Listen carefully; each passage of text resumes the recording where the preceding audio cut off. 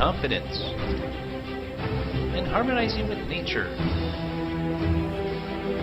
With over 4 decades of changing lives,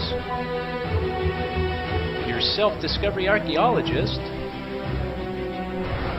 get ready to be the best of you with your host, Beverly Zeimet. And welcome to the Beverly Zeimet Show, where being the best you can be just got easier. And welcome, Robert Carlisle. Good morning, Beverly. Wow. As you can see, we're on just different sides of the world today, right? Absolutely.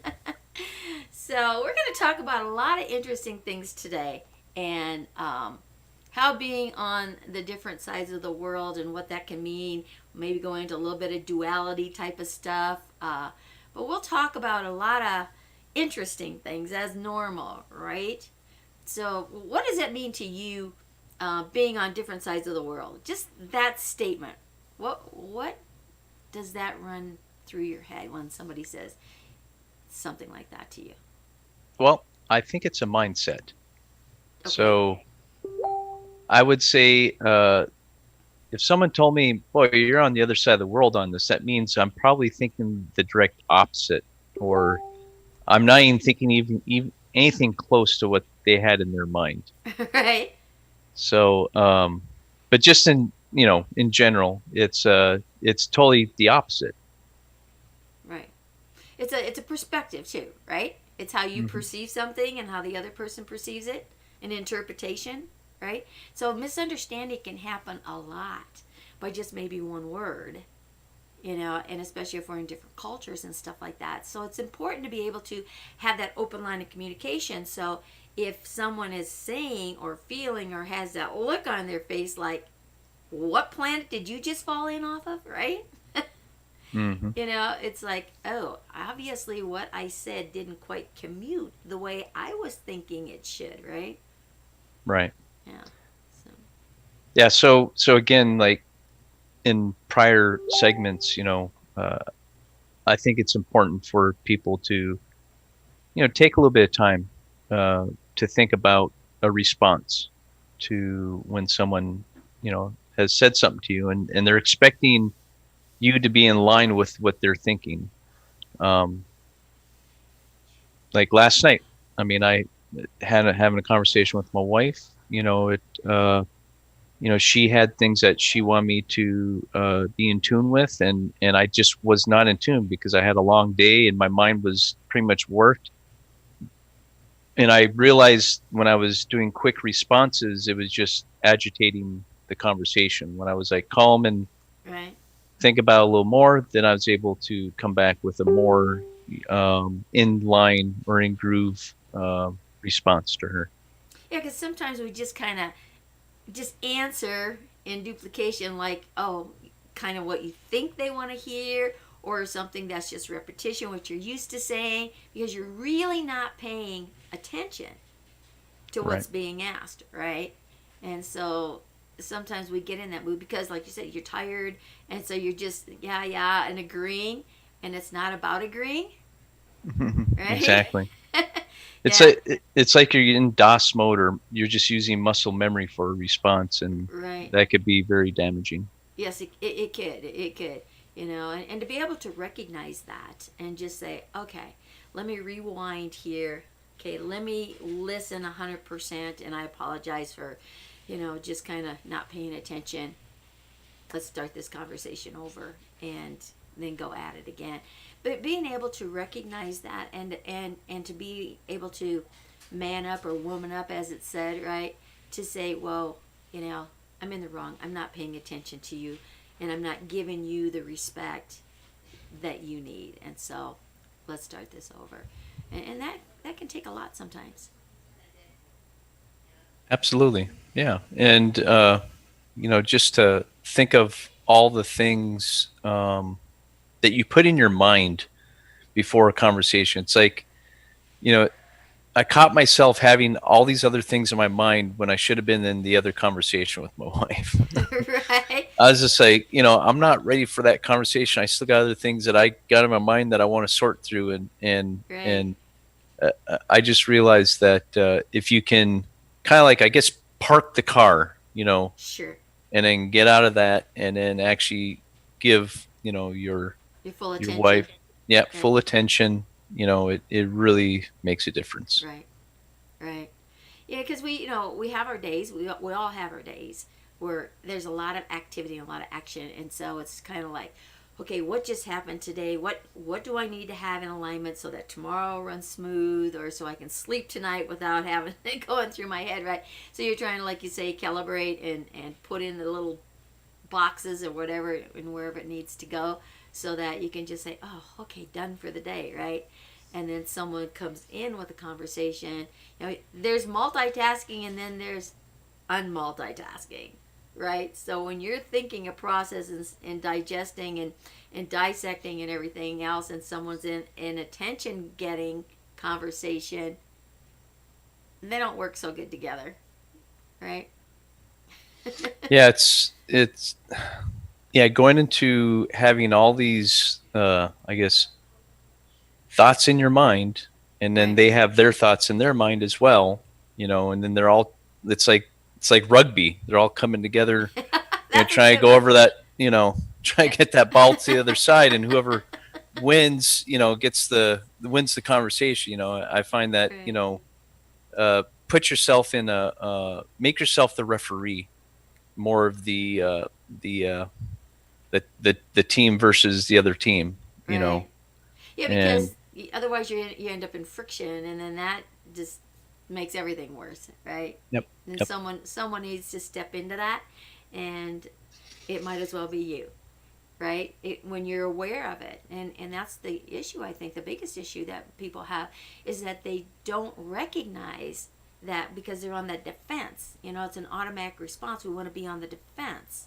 We want to be in charge. We want to be in control of this, and you got to be wrong. I can't be wrong. And we really get that going, and it picks up momentum, and then nobody wins, right? and just to add to that, I think other things that might fuel the fire versus fanning the flames on this Right. is, for me, I'm a pretty calm, collective person. Okay. And when there's an issue that, I guess, it's requiring emotion, which I'm kind of at the point where I don't let the emotions get the best of me anymore. I mean, Mm-hmm. I feel like I've gone through enough to get the, I guess, the experience of how emotions can control your decision making process, right? Right. But to the point of being so calm that it makes the person feel like you don't care. I'm realizing that I gotta be careful with that as well. Right. Yeah. Because if you come across as total nonchalant, you know, um, feeling or expression, then it's like, you just don't care about anything, right? Right. It's And like, that's what's the matter with you? I'm trying to have a conversation here, and you're just all over the place, and you're like, you don't even hear me, and you know, the right? thing is I'm hearing it even to the next level. I'm hearing it 110%. It just It's not the, coming across that way because it's not coming across. body Yep. language talks differently, right? And and you can live with someone for 20 years, 30 years, right? It doesn't matter, and still not have that body language down 100%, or being able to communicate, certain things. It just happens. That's called the human element, right? So, and Yep. you don't know what went on in that other person's day either. They may have had a traumatic thing or something that was, just upsetting, or they just feel isolated or lost, and they just want to have someone to give them 100% of themselves, just so that they can be. And it's not always a conversation, right? It doesn't necessarily have to mean you're interacting in a conversation. It may be that all they want to be is held, or just set by. Just be there and be in that presence, right? Absolutely. Yeah. Yep. So, and you just I'm I'm not disagreeing with you on that. this this is the female male perspective here, right? The guy's always got that answer. Oh, I'm right there with you, and he's thinking, "Am I? What did I just agree to?" But it's interesting when you really look at the way men interpret things and the way women interpret things, and a lot of times, and they say, women hold a grudge, and they can remind you of something that happened 10 years ago that's still in there with this little bit of a sliver, right? That's festering, and the guy sitting over here like deer in the headlights, like, what are you talking about? Because it's and I think that's just the difference in the sexes or whatever, where a lot of times a man can just, okay, it's over, it's done, gone, right? Where a woman is questioning it, and I don't think it's really the situation that she questions. It's more that she's questioned the value of herself, and for whatever reason why the female goes in that direction, I don't know, and maybe it goes all the way back to, Neanderthal time, when they were the ones that had to take care of the home and the kids and everything, where the guy was just out there doing his thing and bringing home the dinner, shall we say, right? So there was a different responsibility and stuff like that. So it's like, am I doing good enough? Am I questioning? And so it's like you question yourself, but at the same time you're questioning the response from the other person is it really over? I mean, can they just like forget about it like that easy, right? And another thing is like a guy lays down and boom, he's out. And a woman tries to go to bed to sleep and she's like, all this stuff going through her head, right? Yep. Takes her a long time to go to sleep, and it's like, and then when she can't sleep, it's like, hey, wake up, talk to me here, right? So it's just interesting how that masculine and feminine really moves way, over to the opposite end of the pendulum as it swings, and trying to understand that and trying to be a part of it and trying to have that equal balance in the communication sometimes can be like out in left field, right? Yep. Yep. Yeah. So, I mean, it kind of, you're kind of sparking something that, like last night, having a conversation before you go to sleep, sometimes it's like maybe it's best wait till the next day, but for some reason, if it has to be discussed right then and there, you know, um, I was thinking, what would be the best way to, find that energy that's needed to have that conversation? Right. What is, would it be best like, hey, can we have this conversation tomorrow? Because I think it'd be best, it'll be better answered by tomorrow. Right. So maybe, setting up some sort of like not necessarily an appointment, but adjusting the time to where the moons line up just right for it. I guess what I'm trying to say. Right. Because I can just say this, when what's happening right now, I'm sure there's people that are just blitzed out right now with Oh, sure. what to do, What to how are do? we going to get through this, and Hmm. if they're not having the answers, they're going to be looking outside to find answers. Right. So not to get off the whole subject here, but I think it's best to find the right time to have the important conversations. Well, yeah, and it's how you respond to that person, and what you say, and it's not like you have to like critique every word that comes out of your mouth, but sometimes certain things really need to have a different expression. So it's like if you would say to your wife last night, okay, you know what, let's talk about this in the morning, I'm just not in the mood for it. Oh my God, you'd have been up for 3 hours in a conversation as to why that's not a good idea. I'll guarantee you that. Okay, I guarantee. But if you want to push it to the other side, what you can do is reach out to her and say, you know what, I could use a hug today, and I'm sure you could too. and you just give her that, right? And then say, both of us have had really long, stressful days. How about we just kind of like go to bed and just relax in each other's arms and just find some peace. And then tomorrow's another day, and then we'll both have a different perspective on everything that's going on, and we'll figure it out together. Right? Yeah, I mean, that's basically what happened. I just had to do the Yeah. gorilla hug on her. I just like, I Yeah. could tell I had to just shut the mouth and And just do just the hug. yeah. And Yeah. that's huge, and I think that's a lot of things that men don't understand, that the simplicity of how a woman wants you to respond.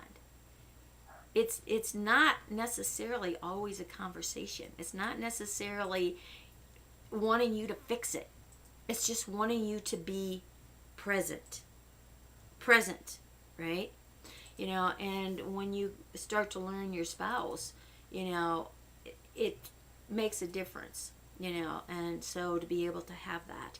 And a lot of times when you get up in the morning and you start your day, and you talk about the conversation that was going to be last night, it's like, ugh, you don't even wait. It's just not worth the energy, right?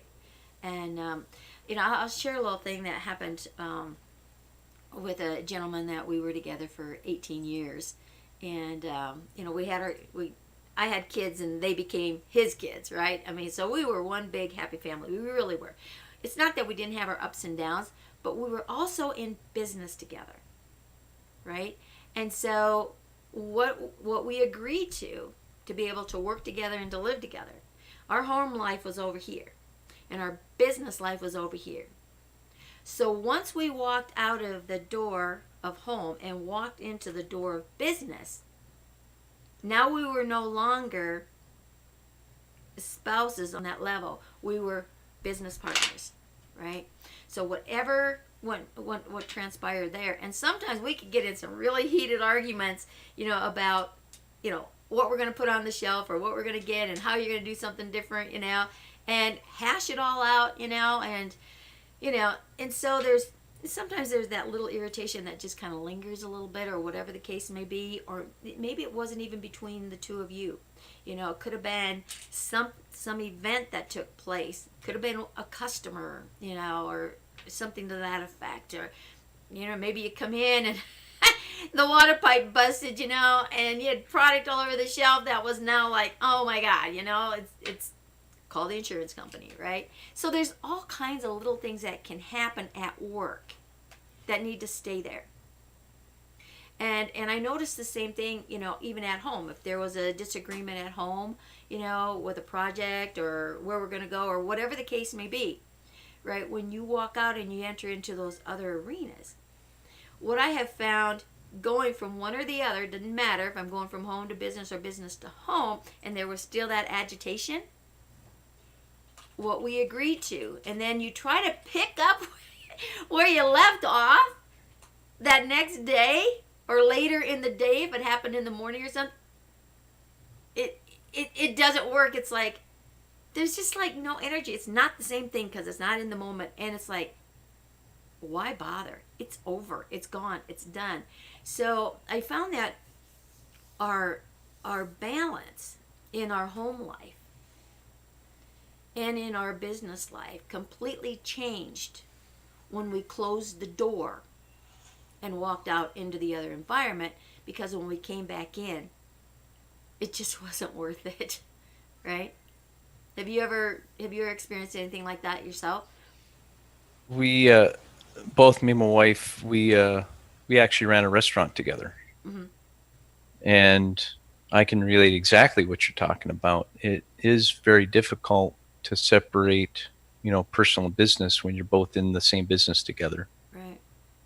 because there might be, you know, topics that you need to discuss at the home that you don't want to discuss at work because you don't want to discuss around the employees. And then there's things that that you bring into work that you should just keep at home. Right. Okay. And so I guess it's the work-life balance. I mean, I've been on other shows where people have asked me, what is the secret to your work-life balance success? And what found is being in business for myself, my response to that is that I was able to attend to the most important issues when needed, if it's either business or family. Right.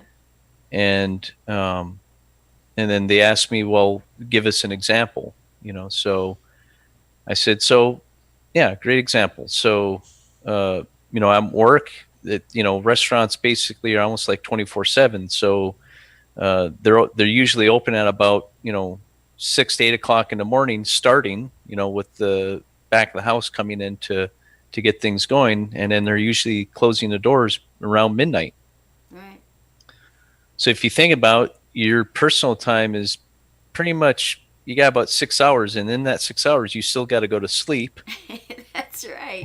You still got to tend to your family somehow. So what I found being in that type of environment, like if it was like a school thing with my son or whatever, I would say I would be like in the middle spinning a pie, saying, "Okay, hey, someone take over," and I would just go and do that, and then I would come back. Now, if spinning that pie was more important than going to see my son's, play or whatever, it had to be something like the moon's crashing into the earth and everybody needs to get their pizza before it ends. Right. Okay, before that's going to happen. So, it, but the thing is you're able to make that decision. Right. So now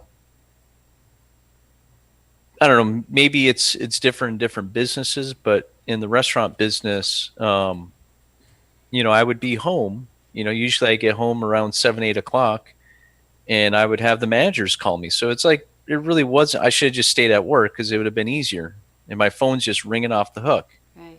So it's like, do I not answer that and have my business go in array, Right. or do I answer that and still be in tune with my family? So, with today's technologies, everybody has a smartphone. I mean, it's pretty much like a little personal desktop computer if you Yeah, it think is. about it. Yeah, it is. So multitasking, but at the same time, you know, personal or business, having that.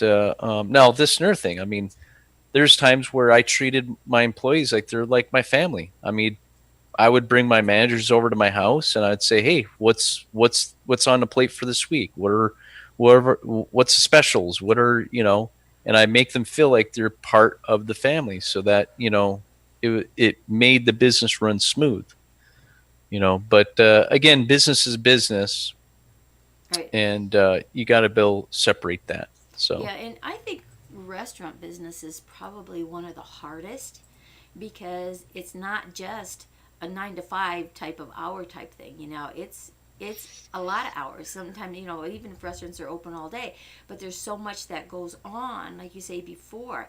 And when I got out of high school, I waited tables in a little cafe, little town of like 400 people. Okay, and I can remember Verna. She was the wife of her and her husband owned the place.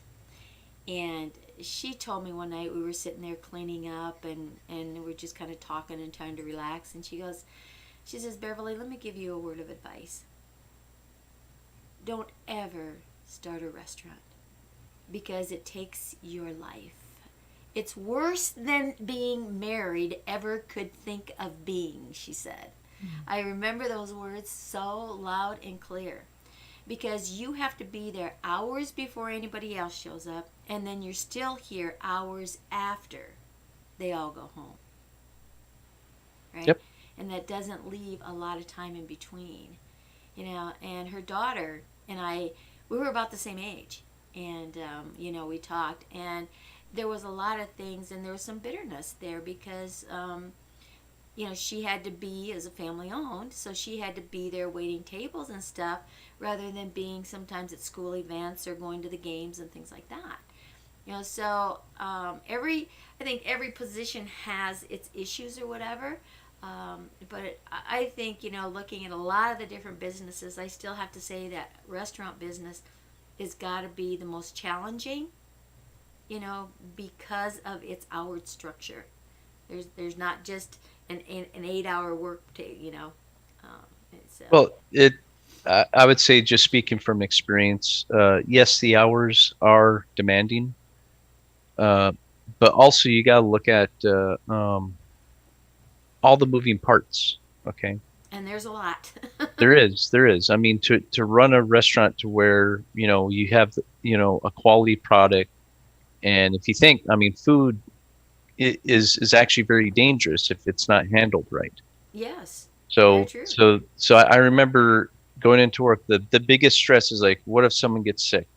You know what I'm saying, from your restaurant, and you get shut down. I mean, think how, you know, if Oh someone didn't yeah. rotate the cheese and back, and someone pulled out a moldy piece of cheese and put it into the food and got a bunch of people sick. You know what I'm saying? So, but the thing is, that's where I put my wife in charge. I'm like, don't let anybody get sick.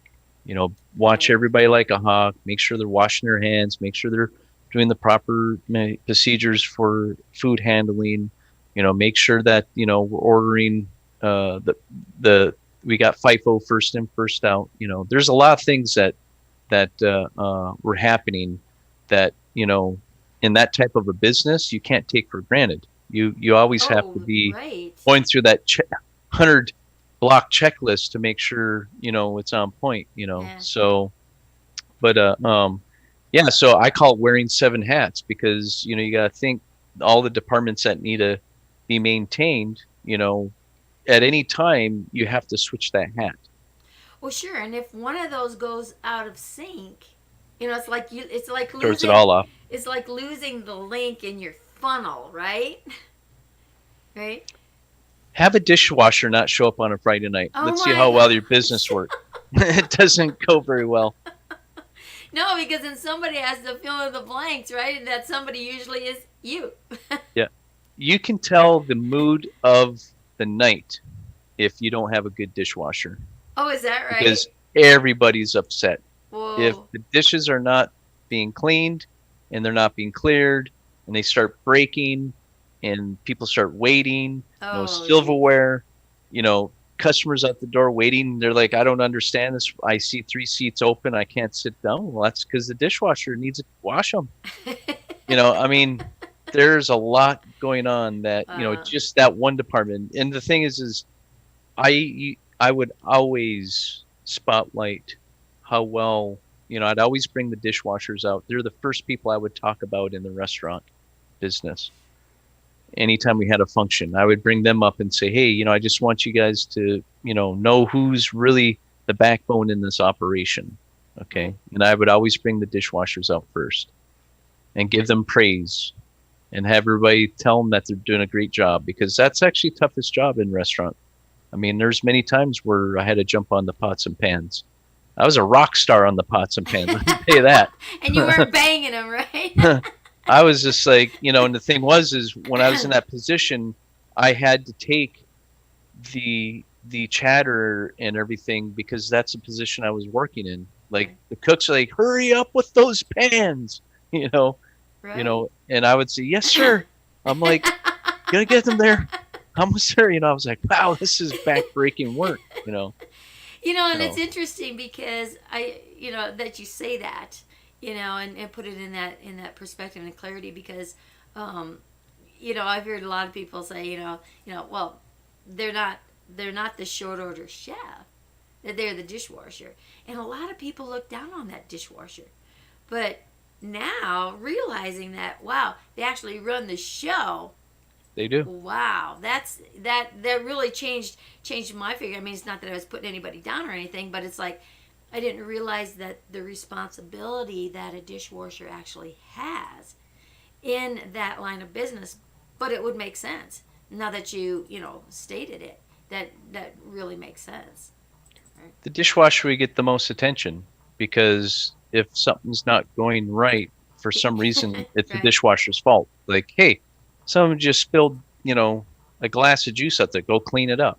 And he's got to stop what he's doing, get the mop, go out there, clean that. And then all of a sudden, it, the back dish department's all stacked Stacked up up now. now, right? Yeah, and then people are saying, "Where's my silver? I need plates. I got to sit people down." You got the front of the house come and say, I don't get this. Why are we not getting dishes done? So if you really think about, the dishwasher has one of the Is it? busiest and biggest responsibilities, and that's to keep the flow of the restaurant going.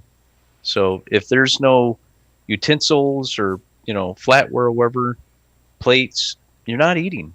You're Right. not going to eat out of your hands, So there's been, I can recall many times when, well, not many times, a few times, because, my dish department was down. I had to shut it down. If you shut down your dish department, you basically shut your restaurant down, unless you're doing takeout or Right. unless you're doing all paper products, right? So try running a fine wine Italian restaurant with cardboard. It doesn't work very well. Not so good.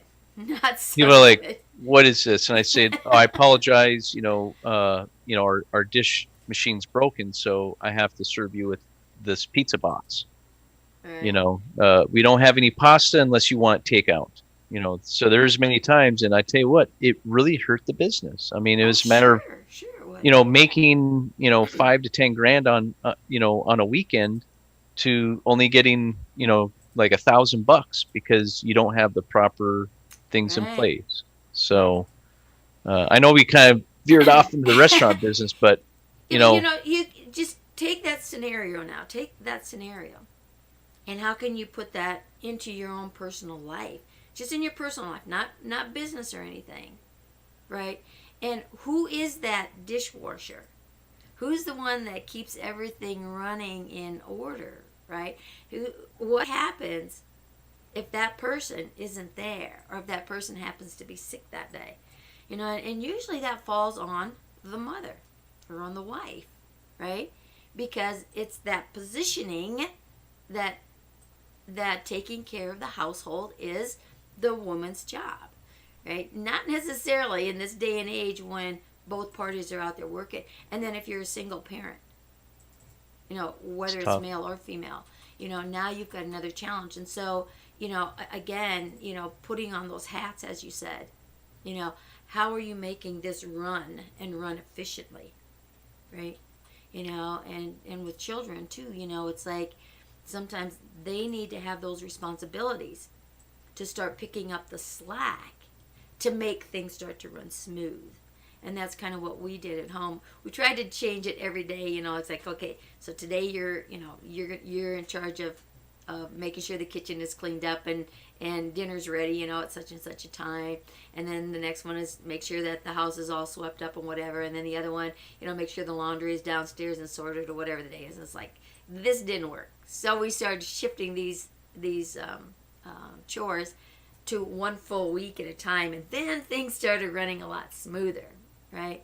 But it again, when you can incorporate that family unit, and I think this is where a lot of stuff has, a lot of, oh, excuse me, where the balance has gotten lost because both parents are working and the kids are at school, but now they're at home. This is a Mhm. time to start reshaping what that family unit looks like and how you can bring it together as a team, because a family unit is a team and it needs to run smooth like a team. Everyone needs to do their little piece instead of having the responsibility put on someone else to pick up all the slack, Right.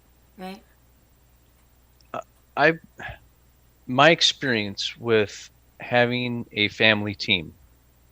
Okay, so Mm-hmm. when we shifted out of the restaurant business, and we're, basically everything I've always done in life, I've always had like the plan to go to the next step. Like Right. whether it was when I was in the military, transitioning the military into a new work environment, it was like planned out months ahead of time. My place where I was going to stay was planned out. What I was going to make was planned out. What my family was going to do is all planned out in general, right? And all I can say is, when we shifted the gears from out of the restaurant business, it was a quick shift that we weren't ready for the next chapter in our lives. Right. And just to add that, or put that into perspective with, the family team, it changed those roles up as well. Oh, of course it would. Okay. Mm-hmm. And I found myself doing maybe more of what my wife was doing. My wife was doing more of what I was doing, because we were shifting and trying to get things set up uh, where our next destination was. And all I can say is that when you start doing what the mother was doing, you're going to get judgment. Well, you didn't wash the clothes. This is how you got to wash the clothes. Or Or you didn't this is fold how. them right, Yeah, right? exactly. So it's just like, Right. but the thing is when all that was happening, Right. it's still happening. Okay. That's never going to end either, right? Right.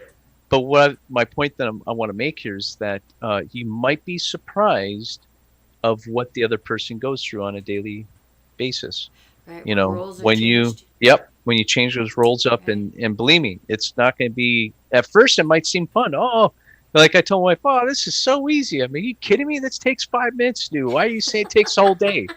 It's like, no, no, no. It's, all I can say is, changing up the roles of what the family team is all about is one, you're gonna discover what the other person's going through. Okay. Right. Now, Exactly. what I can say is that, at first, I may tell you a don't. Okay, and I think this is just common sense. Don't tell your wife that, you thought it was going to be that easy, huh? you know, don't say that to her, because the thing is, she is really, like you said, she's in mother mode, trying to, Right. defend for the family and do everything she needs to do. So she's got 100 million things going through her mind, and I found that even doing the household chores, to me, is just like, man, she was doing this and she was doing that and she was picking up, doing groceries. I'm like, man, this is like almost make you go like insane almost, with all the little things Yes. that, you'd have to keep in your mind. So I Right. actually found an appreciation for what my wife was doing as being a housewife, because when we lived in Hawaii, when we first moved out there, I was the only one bringing an income in, and it was not enough to sustain our living, and we were not living high on, we were living very tight.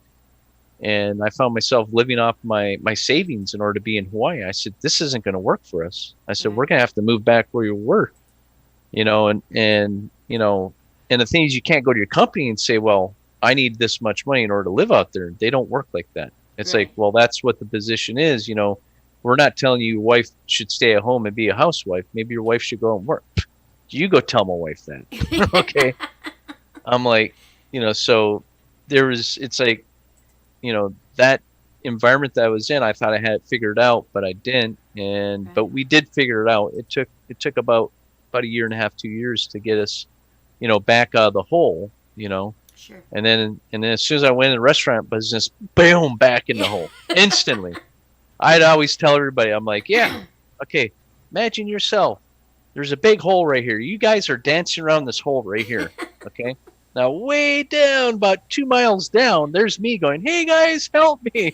I'm like, so don't tell me about expenses. I'm like, Right. I'll tell you about expenses, and that's what I would tell my employees every day. I'm like, just be thankful that you have a job and you're able to put food on the table. I Right. said, don't make it seem like I'm like this, billionaire and stuff, because I'm the negative billionaire right now on Right. this, and I'm trying to figure out how to keep you folks, A getting paycheck paid. coming to you every day. Yeah. Exactly. So with that, I mean, uh, bringing that to the family and separating everything, yeah, I gotta say, I mean, I did learn a lot.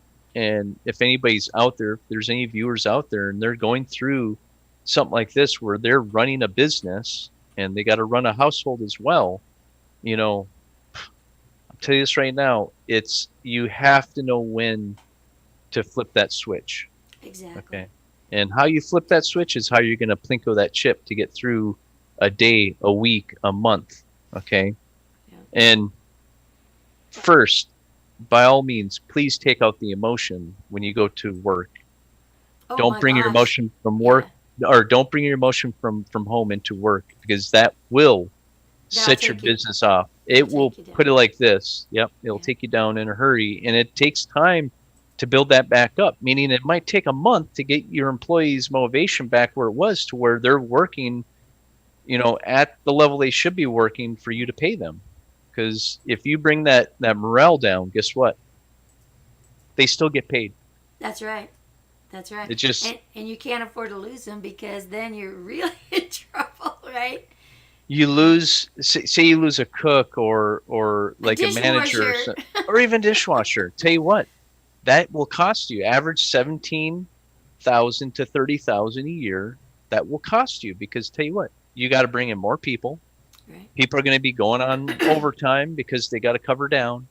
So believe me, if you have any questions about the restaurant business and you want to know the do's and don'ts, I've already gone through the do's and don'ts. I've gone through the very end of what happens when your business doesn't go well either, all through the whole 9 yards. And So that mean that can be the same in really any business. It's just that the restaurant business has a little more technicalities. But again, it's that, how do you make things run smooth, whether you're in business or at home or in that combination of, right? Because there's only so many hours in the day.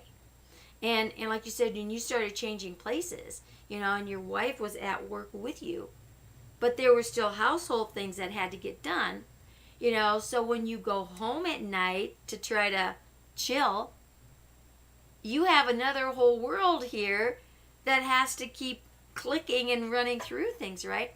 So it's not that easy to shut down.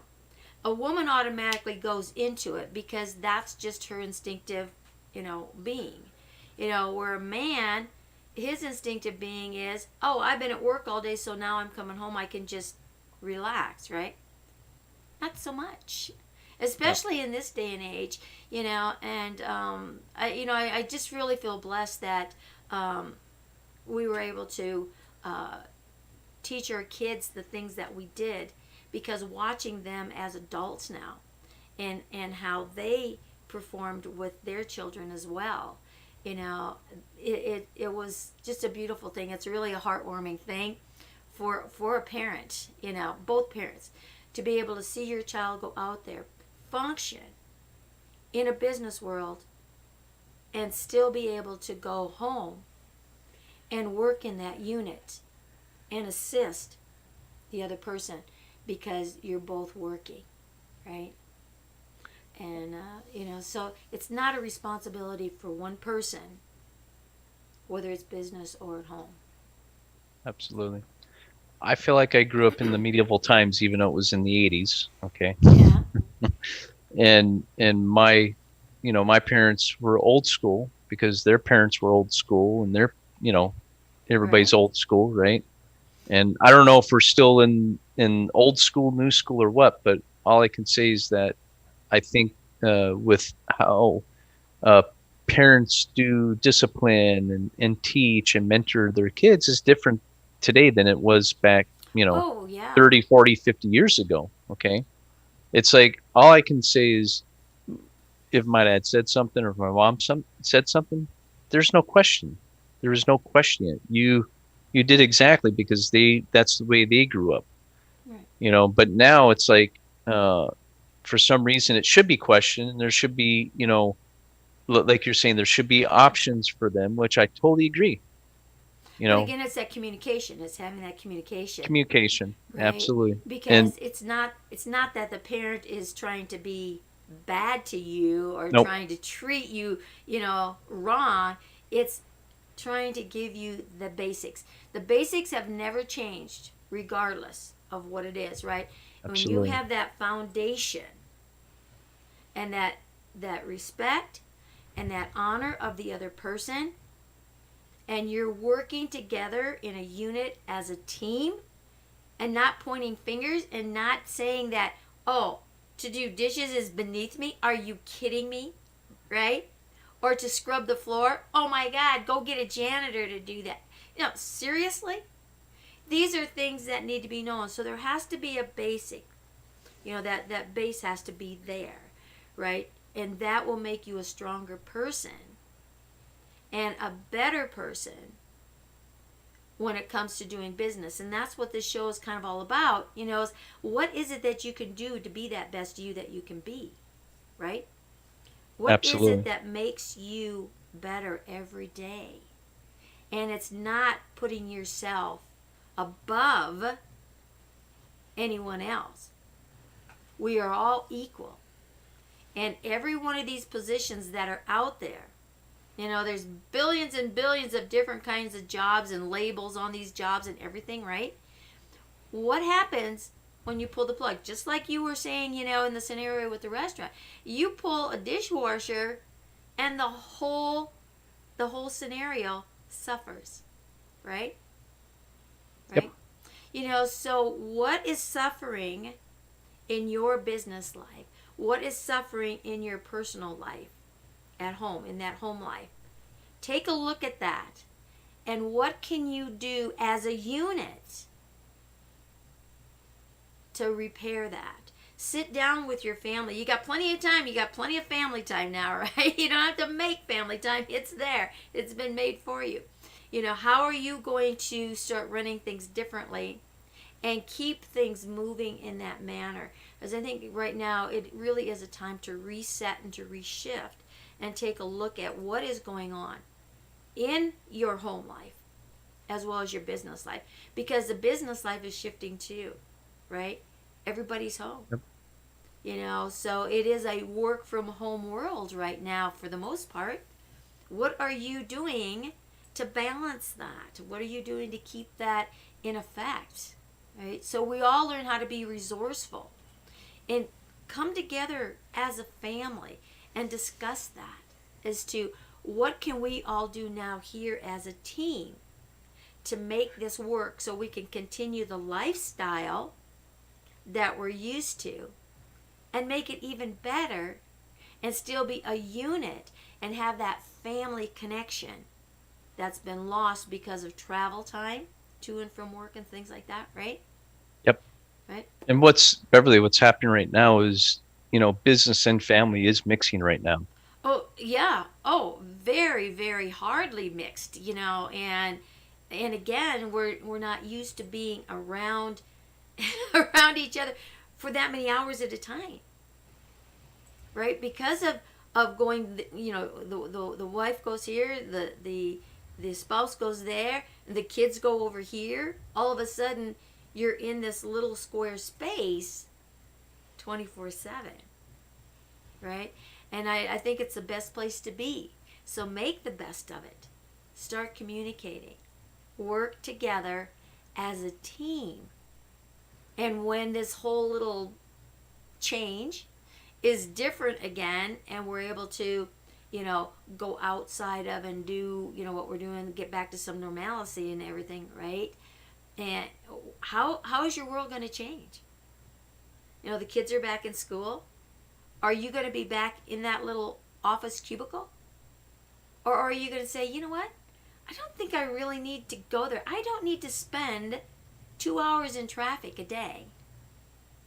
I can, it's right here at home. It's successful. Maybe once in a while I need to go in and check in if the office is still available. Some of them probably won't be. But again, now you have that peace and quiet because the kids are off to school, right? But you're there to see them off or to even take them, right? Yep. And then you can pick them up, maybe do something special after school. Or when they come home, you're there to greet them and then finish up what you need to do while they finish up and do their homework. I don't even know if kids have homework these days, But Well, they have called around. They did call me and say, "Do you got internet access? Does your child have access to a computer or laptop or a smartphone?" uh-huh. So I think many regions of the United States and probably around the world, they're trying to figure out how to accommodate the children's education. Right. Because both me and my wife were actually thinking about maybe doing just a homeschool. If this works, I mean, if you think about it, it is homeschool. It if is. home Yeah. if homeschool, and my wife is saying, hey, they can finish your schooling up in 2 to 3 hours. I'm like, wow, what are they doing at school then? If that's the case, Right. that means I could double, triple the efforts with my child to get educated, he could probably be graduated by the end of the month here. Well, there's some truth to that. My youngest grandchild, he graduates this year, and he's been in homeschool since third grade. And it's all done online, right? His teacher's there. He's able to see the other students. I'm not quite sure what platform. I should ask my daughter what platform they use. But I think you're going to start seeing more and more of these homeschooling platforms, and there already has been, because there's so much commotion and static in schools today, right? And kids are just being inundated. I mean, when you put 30, 40 kids in a classroom, it's ridiculous. It's hard for them to learn. I know back when I was in school, we had big classes, but there was a whole different disciplinary thing goes on then, right? And I was in a parochial school. We won't go there. Okay, Hmm. because it was definitely disciplinary. And when you caught heck at school, you didn't want to say nothing at home, because you got double trouble when you went home. So, Right. right? You were just praying to God, that the teacher didn't send a note home or make a phone call home, right? So, I think there's a big challenge with the schools yeah. and with the kids being home. I mean, I know my son right now. He's probably upstairs on a laptop playing Minecraft, and Right. I think the schools need to realize that to get these kids' attention at home, I think they need to gamify the The education education. system. Yeah. Yep. Yeah, I know. One thing that Nathan said to me, or when he said to his mom when he started his homeschooling, because he was kind of on the fence with it, because he had 3 years kindergarten, first and second grade, with the same kids and whatever, right? And now he's going to be homeschooled, because my daughter did not want him to be in a class with 40 other kids. And so the computer thing excited him, because yeah, he liked playing on the computer and everything, right? But after his first 2 months being homeschooled, he actually come and said, I really like this, Mom. And she goes, why? He says, I'm learning so much more than I learned when I was in school. Nice. Now that's from a third grader, right? So what does that tell you? And he was in a pretty high end school, so it doesn't matter high end or low end, and they finish their curriculums. They're usually in a homeschooling. They're usually finished with the curriculum by a week or so before school even gets out. Where when you're in a public school, and even some of your parochial schools, the curriculum is not finished, because there's so much other interference that goes on throughout the classroom, during the day. So when you look at it from that perspective, and it's not like mom and dad have to sit down, open up the book, and start teaching these kids. Homeschooling isn't like that. It used to be that way, but it's not that way anymore. It's all computerized, and it's done in a very awesome way. And when I watched him, one day while he was in school on the computer, I was totally blown away. And then they have field trips, so where the kids can all get together, so they still have that social interaction action with kids their own age that they're in school with, that they see every day online. It was amazing. It was just totally amazing. Yeah, and I'm hearing that virtual reality solutions can provide those type field trips to the kids. If they can't actually physically get out there, Get they out could there. actually Sure. go on immersive and like go see the pyramids, or go see other countries and their cultures and stuff, and have it all Right. immersed. So And I think a lot of kids these days to learn, because of the technology, that they learn more by what they see hmm versus what they read. I mean, you can go through a history book, right, and see pictures of different things, but if you're on an adventure, and it keeps their attention, so you're on an adventure where it's like you're there, right? You're going to learn more, you're going to retain more, because you are taking all of your senses um,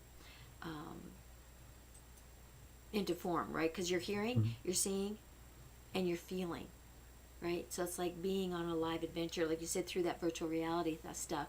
And the world is changing, the technology is changing, and I feel personally that the whole structure of the human element in that technical world, that our kids are being born into. And the more technology we have, the more techy they are at birth. I mean, my gosh, you give a 2-year-old a phone like this, right? You give a They're 2-year-old already this figuring phone. it out. They know exactly. I mean, my friend here's got a little granddaughter. She's 14 months. And she knows that when she picks this thing up, if she pushes the right button, because she see grandma pushing this, right? And now she's watching Sesame Street or whatever on this phone. She's pushing and pushing, and then it's like, it don't work, right? You know?